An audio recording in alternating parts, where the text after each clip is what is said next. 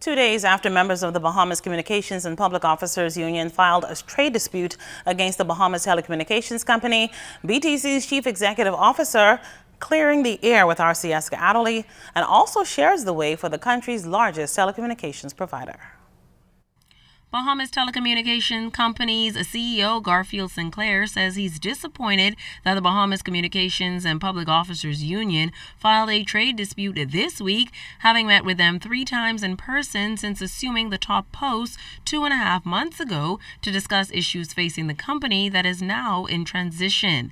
And while he understands and respects their position, Sinclair wants the BCPOU to be a part of the process. Let's run this business in this competitive environment together. But what we can't do is adopt or try to implement the CM policies and the CM strategies that we've done in the past. Sinclair admitted that B.T.C's current business model is not working as they now operate in a competitive environment and not as a monopoly provider.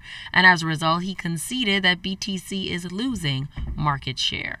The cost of acquiring a customer, for instance, a crucial metric that you look at when you're running our business, it's way out of whack when you compare it to the best operators in the world. In other words, just way too expensive to acquire. Our cost of acquisition of a customer is way too expensive.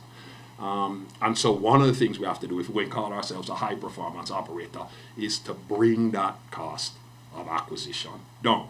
But with restructuring in the pipeline for B.T.C, we asked the CEO, what does this mean for employees and should they be concerned with future job cuts? We have a third of the employees we had 5 years ago now, yet we provide more services.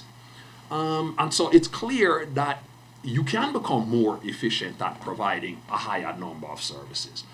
But in order to do that, your productivity levels have to increase exponentially almost. So those colleagues who have kept up and are adding value know who they are. You have absolutely nothing to worry about. But if you know you're not adding value, then yes, you have something to be anxious about. The modern telecoms business may not be the business for you.